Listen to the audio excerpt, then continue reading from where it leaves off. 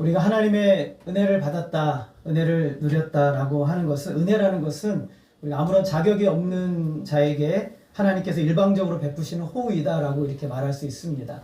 그래서 하나님께서 진짜 은혜를 주셨을 때 특별히 택하신 자녀들을 부르시고 그리고 그들에게 은혜를 부으시는데 은혜에 붙들려서 살아가는 사람들의 특징들이 있습니다.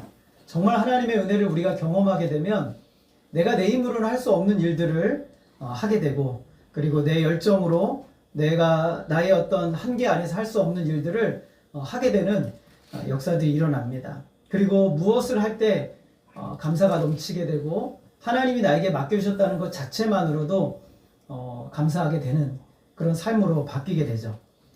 그래서 은혜를 받은 사람은 하나님의 은혜의 성품에 하나님이 주시는 성품을 하나하나 닮아가게 됩니다. 그래서 하나님이 어떤 분이신지를 알아가고 그분이 원하시는 모습으로 비슷하게 가는 그런 모습을 볼 수가 있어요. 여러분 우리의 출애굽기를 보게 되면 하나님이 처음에 모세를 부르실 때하고 그리고 모세가 거의 인생의 막바지에 이르렀을 때를 살펴보면 이거 완전히 그럴 수는 없지만 모세가 진짜 무슨 하나님인 것처럼 이렇게 말하는 그런 모습이 보여져요. 하나님과 굉장히 닮아가고 하나님의 성품과 닮아가고 하나님의 당부를 하나님의 말씀으로 당부하고 이런 일들이 일어나게 되는 것이죠. 하나님의 은혜가 넘치게 되면 현실에서 문제는 계속 일어납니다. 때로는 고통스럽기도 하고 어려움도 있고 관계는 회복되지 않고 힘들게 하는 사람은 여전히 있는데 그럼에도 불구하고 우리 속에 하나님이 주시는 평안을 경험하게 돼요. 그리고 하나님의 은혜를 누리게 되면 우리가 이 세상에서 수많은 문제를 그 문제가 있음에도 그 위에서 살아갈 수 있는 힘을 얻고 용기를 얻어 이 일을 감당하게 되는 역사들이 일어나게 되는 것이죠. 그래서 은혜라는 것은 내가 기도하는 것을 얻었다. 그리고 뭔가 내가 잘 됐다. 성공했다. 라는 것이 은혜가 아니라 현실의 문제를 이기고 극복하고 소망 가운데 믿음으로 살아갈 수 있게 하는 원동력과 힘이에요. 그래서 은혜라는 개념은 우리가 바라고 원하는 것을 얻었다라는 개념이라고 보면 이건 잘못된 거예요. 하나님의 은혜는 우리로 하여금 뭘 하게 하시냐면 하나님이 하고자 하시는 일로 우리를 이끌어 주세요. 기꺼이 감사함으로 하게 되는 것이죠. 여러분 사도 바울이 하나님의 은혜를 만나기 전과 하나님의 은혜를 경험한 후에 그의 삶의 인생이 너무나 달라졌다는 걸 여러분 알 수가 있어요. 하나님의 은혜를 만나기 전에도 그는 어땠냐면 굉장히 열정적이고 열심히 있는 사람이었어요. 아마 이 세상 살아가는 사람들 중에 사도 바울만큼 열심히 있는 사람이 없지 않을까 할 정도로 굉장히 열심히 있었어요. 하나님을 위해 살았죠. 그래서 심지어는 예수님을 믿는 사람들을 박해하고 죽이기 위해서 자신의 인생의 전부를 걸을 정도로 굉장히 열정이 있는 사람이었어요. 굉장한 열심이 있었죠. 그런데 그가 예수님을 만나고 나서 그러면 그 열심이 없어졌느냐? 아니에요. 이제 그 열심이 진짜 열심으로 바뀌기 시작했어요. 하나님을 위한 열심으로. 가짜 열심이 있어요. 가짜 열심은 결국에는 나의 무언가를 얻기 위한 것은 가짜 열심이에요. 그러나 하나님이 보이고 하나님의 영광을 위해 살아가는 열심이야말로 진짜 열심이거든요. 사도 바울의 인생이 그런 거예요.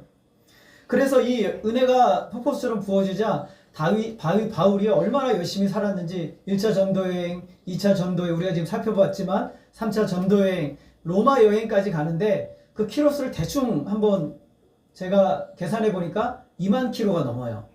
2만 킬로를 우리처럼 뭐 좋은 차를 타고 간 것도 아니고 비행기를 타고 간 것도 아니에요. 걸어서 때로는 배로 힘들게 다녔단 말이죠. 어떻게 이렇게 갈 수 있었을까? 하나님의 은혜가 있었기 때문에 간 거예요. 때로는 먹지도 못하고 자지도 못했지만 그러나 감사함으로 갈 수 있었죠.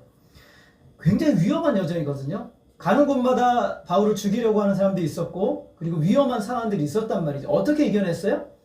은혜로 이겨낸 거예요. 하나님의 은혜가 임하니까 이겨내는 거예요. 바울이 세 차례 우리가 16절을 보게 되면 바울이 세 차례 선교 여행을 마치고 오순절 전까지 예루살렘에 가고자 하는 일정을 잡아요. 굉장히 시간이 지금 급한 상황이에요.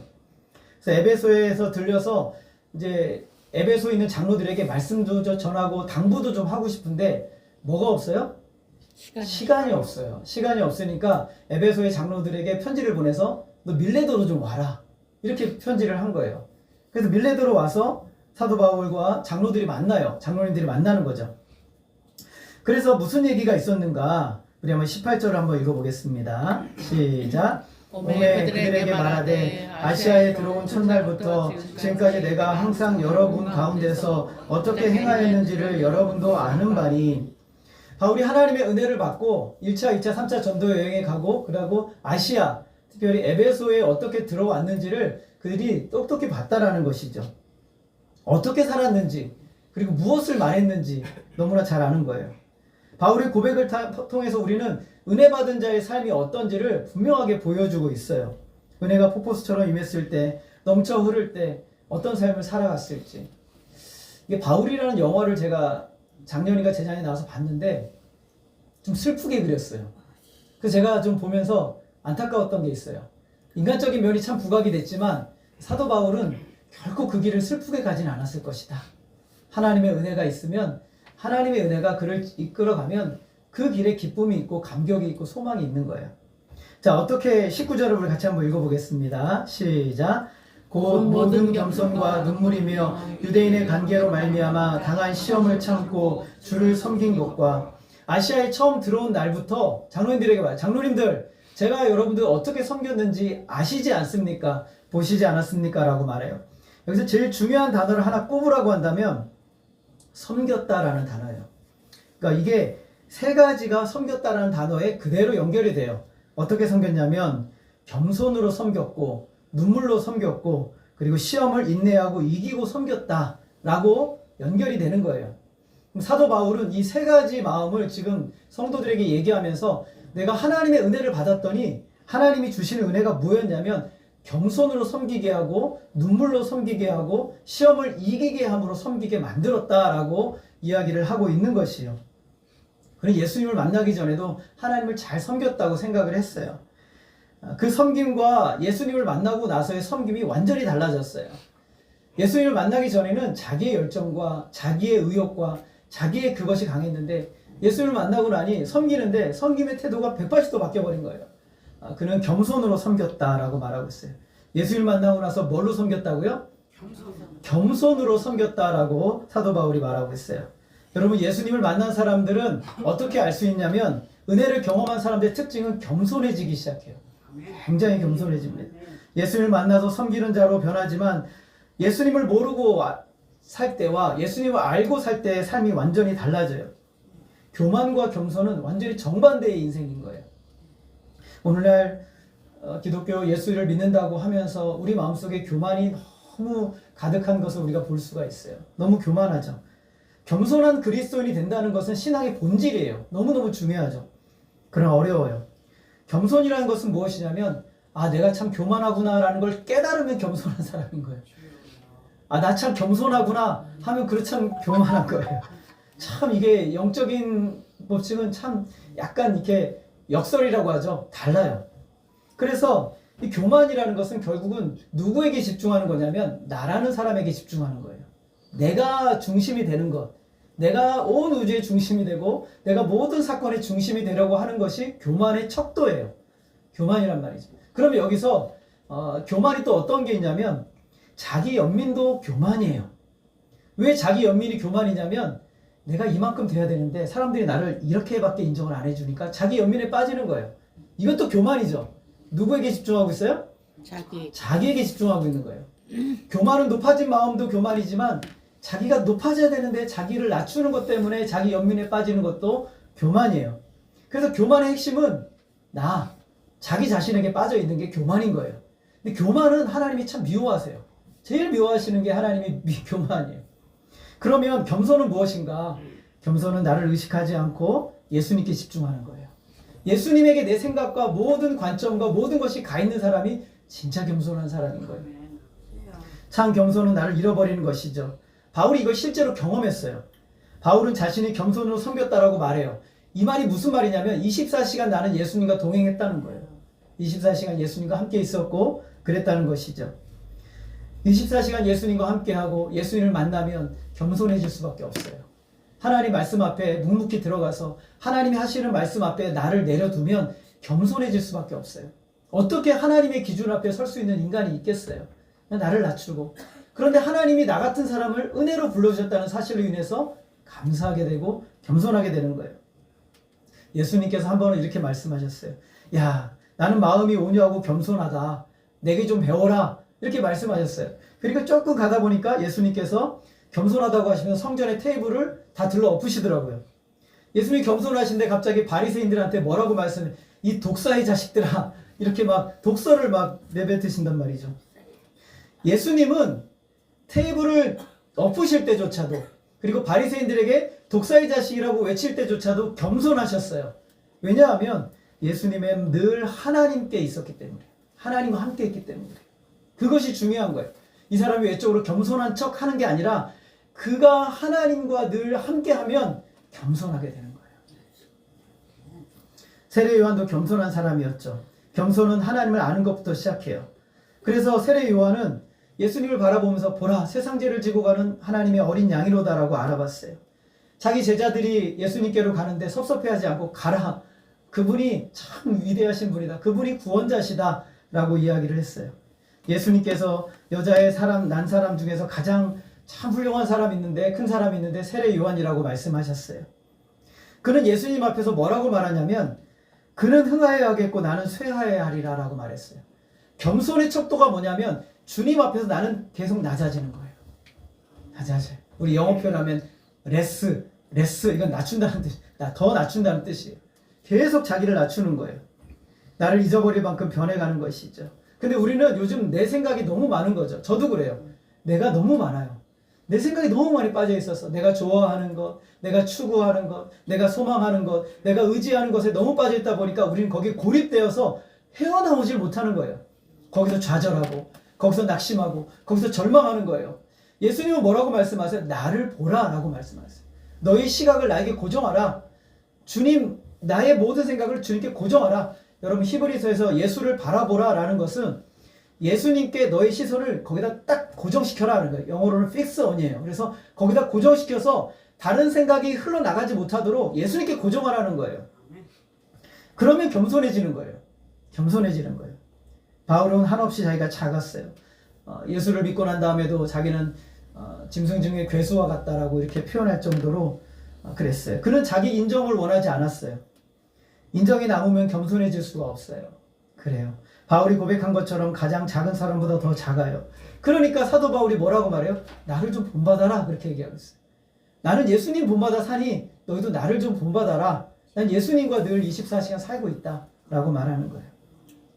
이렇게 예수님을 생각하고 가슴에 품고 살기 시작하면 예수님은 그 사람을 작은 상태로 버려두지 않으세요. 상상할 수 없을 정도로 우리를 크게 사용하세요. 하나님은. 하나님께서 아브라함을 부르실 때 하나님이 뭐라고 말씀하시냐면 아브라함아, 너는 네 이름을 내려고 노력하지 말아라. 내가 너의 이름을 크게 해주겠다. 너는 나를 바라봐라. 나는 너만 바라보고 있다. 너는 내 약속을 신뢰해라. 내가 그러면 나의 약속을 이루겠다. 라고 말씀하셨어요. 거꾸로 살면 안 되는 거예요. 하나님, 내 이름을 좀 크게 해주세요. 내가 좀 크게 살겠습니다. 하나님, 나만 좀 바라봐 주세요. 나만 좀 잘 되게 해주세요. 하나님, 그냥 뭐든지 잘 되게 해주세요. 아니에요. 성경은 거꾸로 얘기하고 있죠. 아브라함을 만나서 아브라함아, 너는 네 이름 내려고 노력하지 마라. 내가 네 이름의 명예를 위해 살아주마. 너는 나만 바라봐라. 내가 너만 바라보고 살고 있다. 내 약속을 신뢰해라. 그럼 내 약속을 이루겠다. 라고 말씀하세요. 오늘 신앙이라는 게 이런 거죠.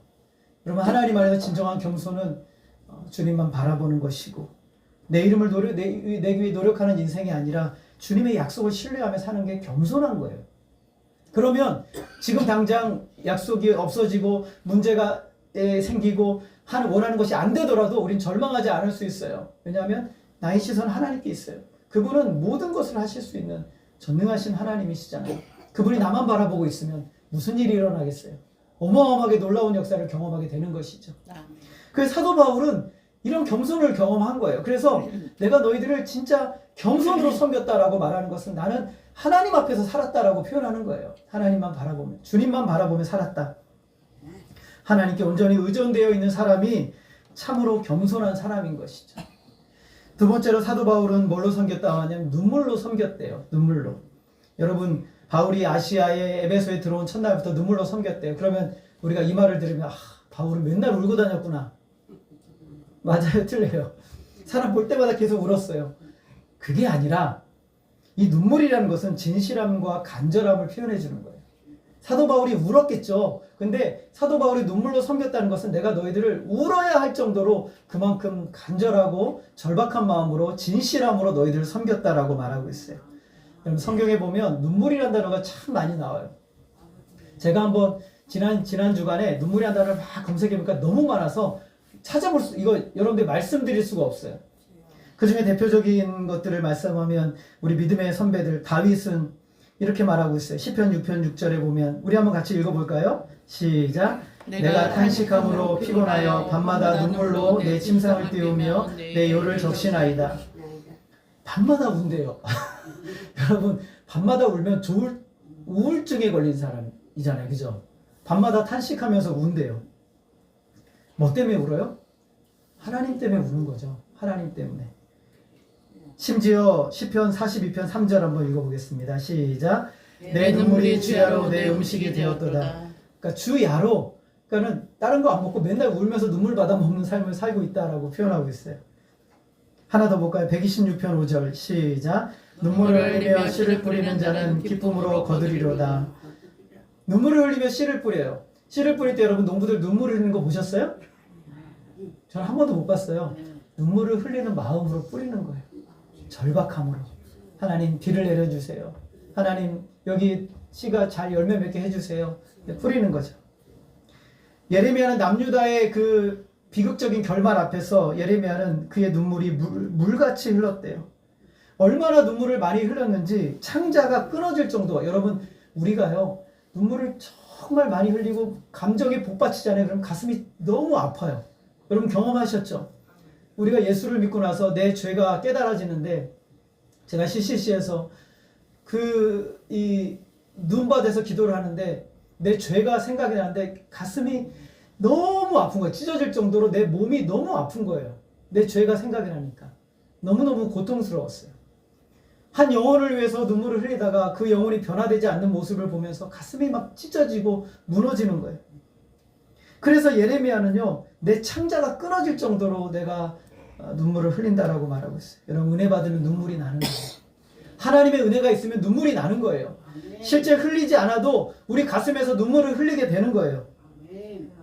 바울은 자신이 눈물로 그들을 섬겼다고 고백합니다. 눈물로 각 사람을 가르쳤다고 말해요. 눈물로 편지를 썼다고 고백하고 있어요. 애통하는 마음으로, 간절한 마음으로, 사랑하는 마음으로 하나님 앞에서 눈물을 쏟은 거예요. 울 수밖에 없는 상황을 만나죠. 여러분 왜 울 수밖에 없는 상황을 만나요? 말씀을 가르치는데 사람이 변해야 되는데 안 변하니까 울 수밖에 없는 거예요. 내가 지금 이거 해서 이 사람들 변화될 것인가? 이 열매를 뿌리는데 이게 열매를 맺겠는가? 막 그러니까 우는 거예요. 속으로 답답해서 우는 거죠. 하나님 왜 저 사람 안 변합니까? 하나님 왜 이 역사가 안 일어납니까? 울면서 뿌리는 거예요. 근데 어떻게 해요? 따라합시다. 울더라도 뿌려야 한다. 울더라도 뿌려야 되는 거예요, 여러분. 그래서 눈물을 흘리며 뿌리는 거예요. 목회자들이 눈물을 흘리며 뿌리는 거예요. 여러분들에게 하는 거예요. 왜냐하면 울더라도 뿌려야 돼요. 왜냐하면 그래야 열매를 거둘 수 있으니까. 그래야 열매를 거둘 수 있으니까.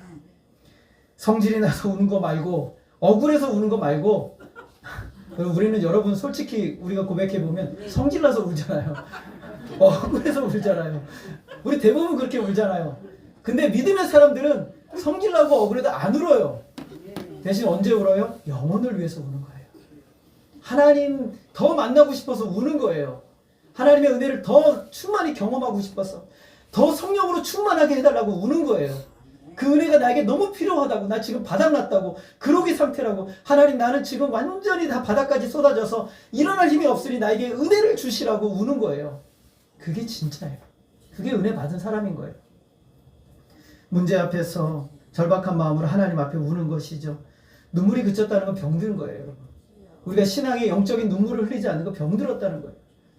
근데 우리가 있잖아요. 은혜를 받으면 눈물이 나요, 정말. 우리 마음속에서부터 눈물이 나고, 그리고 하나님 은혜 생각하면 눈물이 나고, 영혼들 세워가는 거 생각하면 눈물이 나는 거예요. 실제 울지 않아도 그 가슴에서부터 우는 거예요. 절박함으로, 진실함으로 하는 것이죠. 하나님이 맡겨주신 사역의 현장을 바라보며 눈물이 나는 거예요. 우리가 눈물로 섬겨야 돼요. 고통스러운 가운데 하나님 앞에서 우는 것도 넘치는 은혜의 순간인 것이죠. 어떤 사람들은 기도하러 내려갔는데, 제가 옛날에 어떤 전에 전도사 때였던 것 같아요.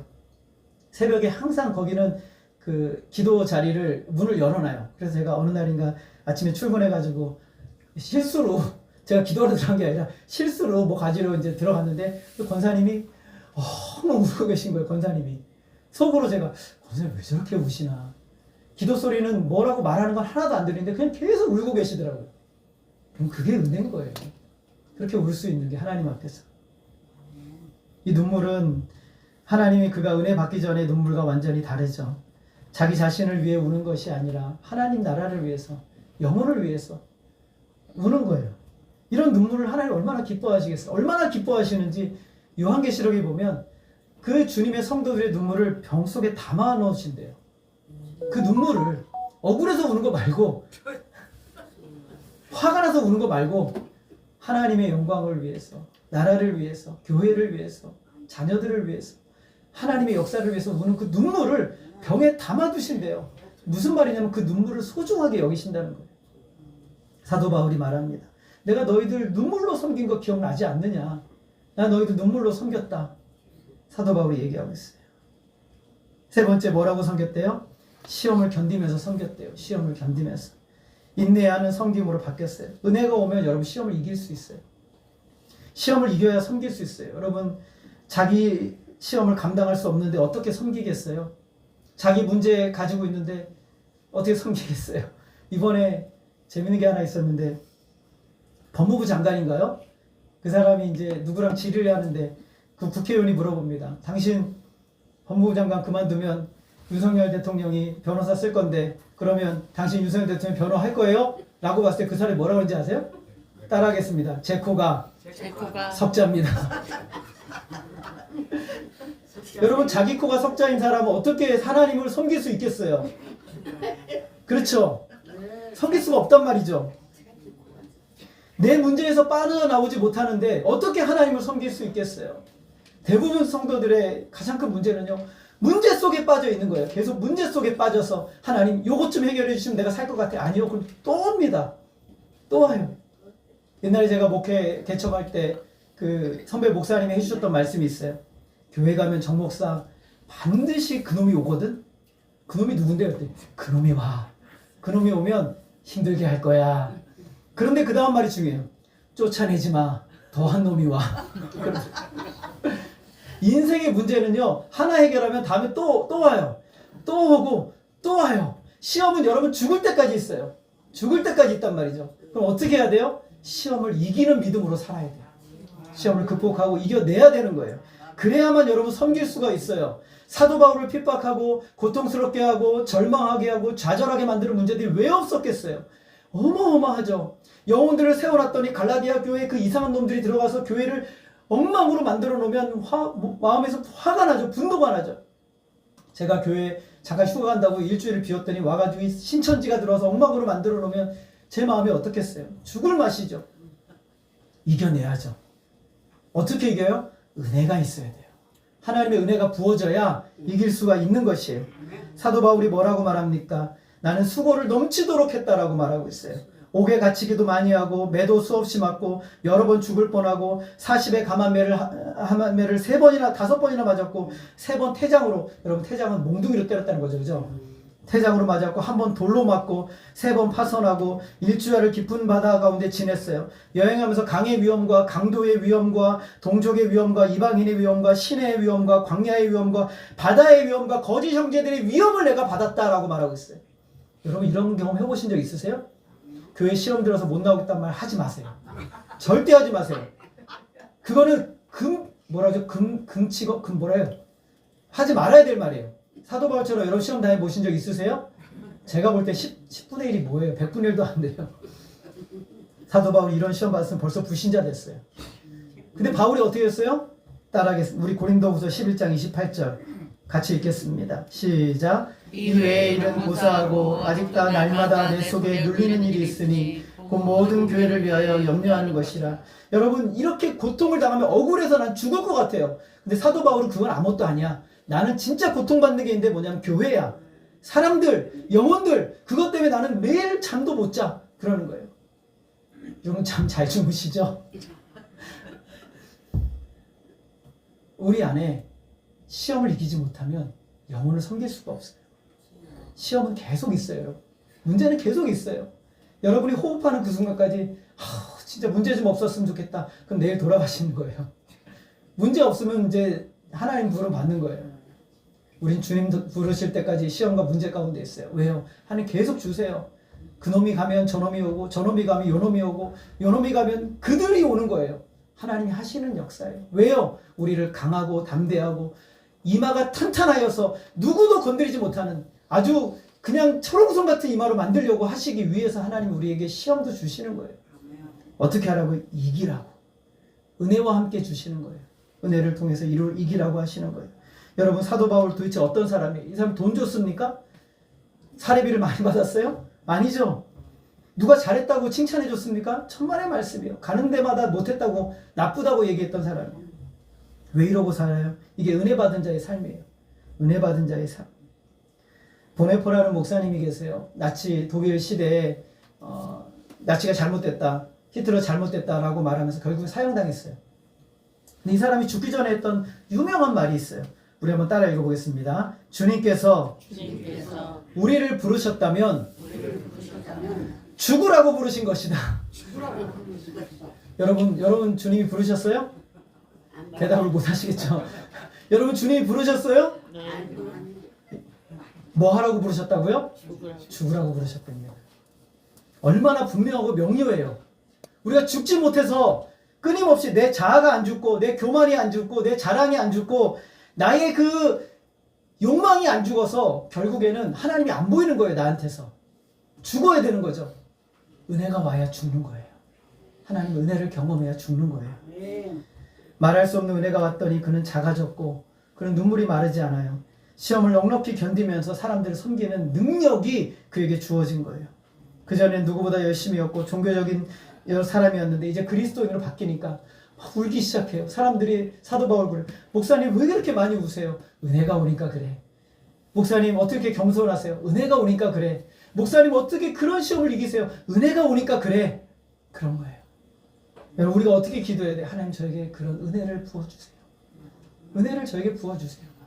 눈물을 흘리고 겸손하고 그리고 세상을 시험을 이기고 섬길 수 있는 지금 내 뒤에 이 문제가 산처럼 쌓여 있는데도 그것을 이기고 사람을 섬길 수 있는 하나님을 섬길 수 있는 능력 주세요. 그런 은혜를 부어주세요. 기도해야 돼요. 그가 무엇을 섬겼어요? 눈물과 겸손과 눈물과 시험으로 어떻게 섬겼어요? 우리 20절 같이 한번 읽겠습니다. 시작. 유익한 것은 무엇이든지 공중 앞에서나 각 집에서나 거리낌 없이 여러분에게 전하여 가르치고. 거리낌 없이 가르쳤대요. 은혜가 오니까 겸손하고 눈물이 나고 시험을 이기고 섬기면서 뭘 했어요? 가르쳤대요. 거리낌 없이 어디에 있든지 간에 가르쳤대요. 우리 교회는 어디에 있든지 가르치죠, 여러분. 계속 가르쳐야 되는 거예요. 뭘 가르쳤어요? 21절 같이 읽겠습니다. 시작. 유대인과 헬라인들에게 하나님께 대한 회개와 우리 주 예수 그리스도에 대한 믿음을 증언하는 것이라. 중요한 단어 두 개가 있죠. 회개와 믿음이에요. 인간이 죄에 빠졌고 하나님과 원수되었고 그리고 너의 스스로는 하나님께 나아갈 수 없다라는 회개를 가르쳤어요. 회개하라. 예수님 오시자마자 공생이 시작할 때 제일 첫 번째 하셨던 말씀은 회개하라 천국이 가까이 온나라. 세례 요한이 처음에 메시지 선포했던 걸 회개하라 이렇게 말씀하셨어요. 인간의 회개는요 하나님께로 처음 나아가는 첫 번째 발걸음이에요. 내가 죄인이구나. 내가 죄인 중에 괴수구나. 성령이 우리 가운데 역사하시면 제일 처음에 깨닫게 되는 것은 내가 죄인이라는 거예요. 내가 하나님 앞에 설 수 없는 자구나. 하나님 영원한 멸망에 빠졌어. 영원한 절망 가운데 빠졌어. 도무지 영원토록 거기서 빠져나올 수 없는 곳이구나. 그게 회개예요. 회개는 하나님 등지며 살았던 하나님 선하신 하나님 믿지 못했던 것을 내가 회개하는 거예요. C.S. 루이스가 라는 분이 굉장히 재밌는 얘기를 했어요. 천국에는 문이요 안에서 연대요. 아니 지옥은 문을 안에서 연대요. 그러면 안에서 열면 어떻게 돼요? 열고 어때요? 나갈 수가 있죠. 열고 나갈 수가 있잖아요. 문을 안에서만 열 수 있다. 밖에서 못 연대요. 안에서만 연대요. 근데 지옥은 놀라운 것이요. 아무도 그 문을 안 연대요. 하나님을 대적하기 때문에. 자기는 그 밖으로 나가기 원하지 않는다는 거예요. 이 세상에 수많은 사람들 보세요. 예수 믿고 천국 가세요. 예수님 안에 생명이 있습니다. 누가 그 문을 엽니까? 자기 스스로는 절대로 안 열어요. 그게 지옥인 거예요. 그래서 예수님께서는 요한복음에서 이미 이 땅에 심판이 임했다라고 말하는 거예요. 그들에게. 절대로 그 문을 열지 않아요. 그러나 성도는 어떤 사람입니까? 그 문을 열 수 있을 때 열 수 있는, 은혜가 임하니까 열게 되는 거예요. 그래서 회개하는 거예요. 예수 안에서 내가 죄인이구나. 내가 하나님 앞에 범죄했구나. 이것을 가르치는 거예요. 성령님은 회개의 영이에요. 성령님이 오시면 회개하게 합니다. 여러분도 성령이 충만하면요. 죄가 기억나요. 죄가 깨달아지고 회개하게 돼요. 내가 하나님 대적하고 오늘 하루 종일 하나님 앞에 범죄했던 것들이 막 떠오르기 시작하고 그리고 기도하게 되는 거예요. 회개하게 되는 거예요. 그리고 뭐예요? 예수 그리스도에 대한 믿음이죠. 예수 그리스도에 대한 믿음이 뭐예요? 예수님 나의 주인이시다. 예수님이 나의 구주시다. 내가 예수님만 의지하며 살아야 된다. 예수님이 나를 영원한 천국으로 인도하시고 오늘을 살게 하신다라는 이 믿음, 오직 예수만 믿는 믿음으로 바뀌게 되는 거예요. 이것이 중요한 거예요. 이것이 복음의 본질이에요. 그래서 내가 다른 어떤 것도 의지하지 않고 오직 예수 그리스도, 그분이 행하신 일, 이분이 인간이 되셔서 우리를 위해 33년을 사시고 그리고 우리를 위해 십자가에 고난당하시고 죽으시고 부활하시고 승천하셔서 다시 오실 구주로서 심판자로서 오실 것이라는 이 믿음 의지하며 살아야 된다라고 사도 바울이 이야기를 하는 거예요. 이것이 신앙의 전부예요. 이것을 의지하는 거예요.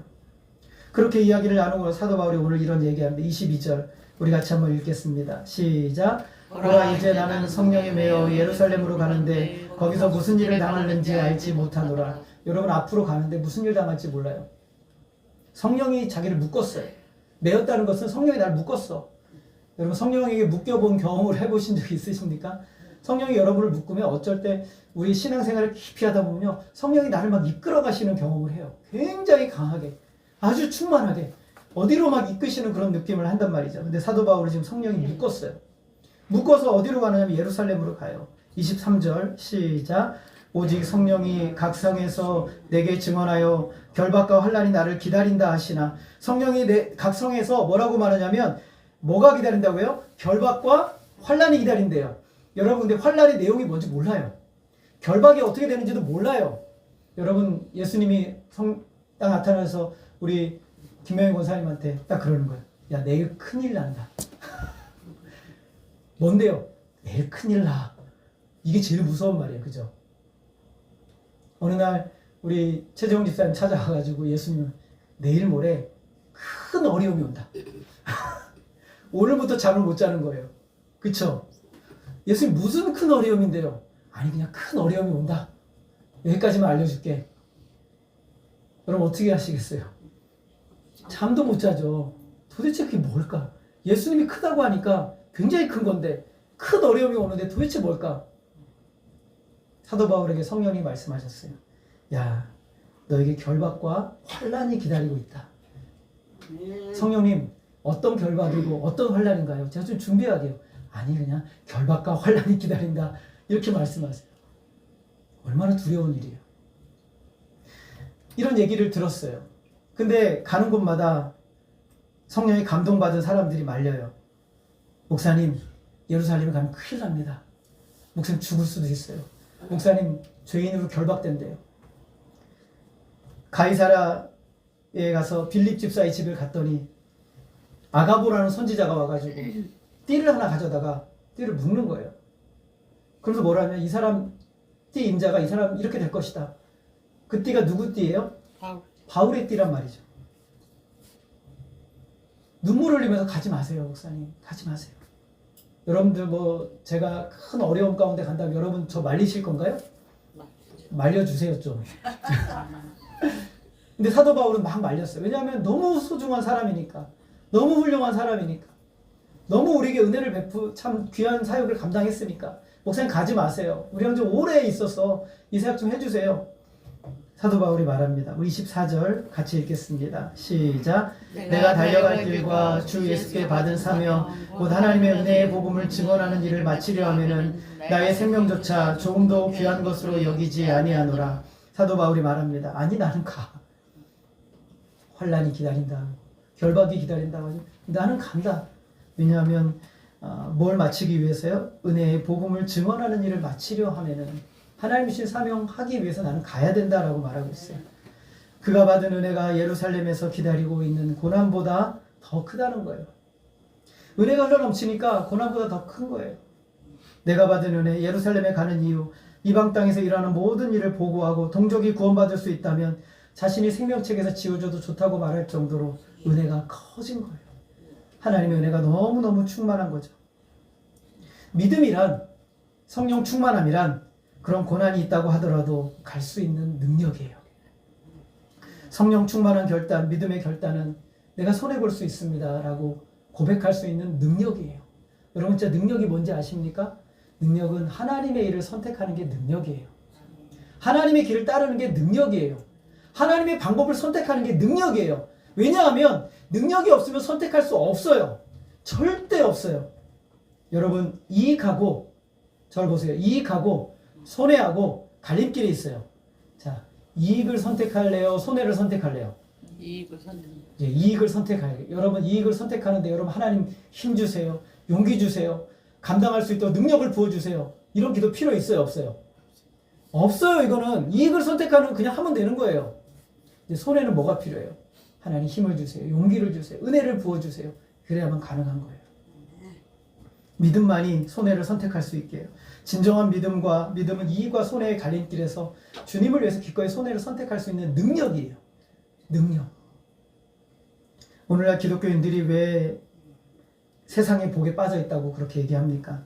끝없는 자기의 이익을 선택하기 위해서 기도하고 자기의 복을 위해서 몸부림치고 복을 얻는 길이라면 쫓아다니고 이익을 얻은 길이라고 하면은 정말 밥을 안 먹고도 쫓아다니는 게 기독교인이란 말이죠.